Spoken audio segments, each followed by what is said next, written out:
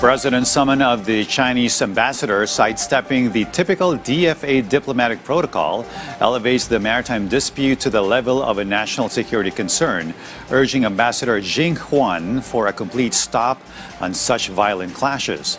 This, as the Chinese envoy claims the latest Ayungin Shoal encounter was a result of a violation of an alleged secret deal between the Philippine Navy and China before the Marcos Jr. presidency. Our Kenneth Paciente tells us more, to include the Vice President's brother's similar threatening remark on the life of the president. The meeting between President Ferdinand R. Marcos Jr. and Chinese Ambassador Jing Chuwen lasted for an hour and 20 minutes on Tuesday. This came after the Chinese Coast Guard's harassment on Philippine Navy personnel in Ayungin Shoal. According to the palace, the president conveyed to the ambassador the Philippines' desire to ensure that such an incident would not happen again. Nag-usap sila at ang nais na mangyari dito ng Pangulo ay hindi na maulit ang mga pangyayari at ma-reset sana ang relasyon ng China at ng Pilipinas sa mas magandang pakikipag-ugnayan. The palace also said it has no information regarding Ambassador Chuwen's claim that the Philippine Navy allegedly violated an arrangement inked or agreed on in 2024, which supposedly prompted the Chinese Coast Guard to approach the BRP Sierra Madre. Hindi ko po masasabi kung meron dahil hindi po, kailangan po sa kanya manggaling muna. Kung anong arrangement po yung sinasabi niya. Kasi ang huli po natin nabanggit, ang huli natin nadinig ay ang secret deal. Pero hindi yun sa panahon ni Pangulong Marcos Jr. Diba? Yun yung sinasabing secret deal na hindi dapat gumalaw sa BRP Sierra Madre, right?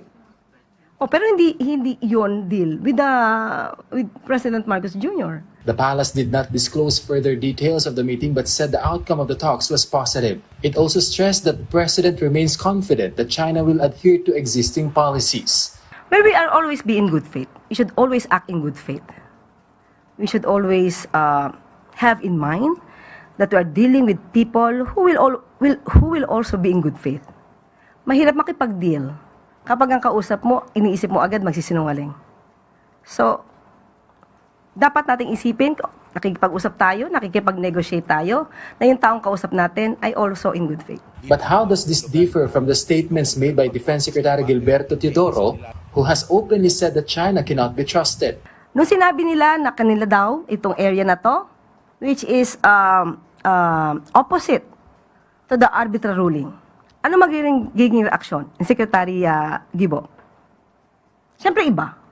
Pero once the President talks to the representative of another country, hindi pwedeng sabihin natin, hindi ako makikipag-usap sa iyo, sinungaling ka.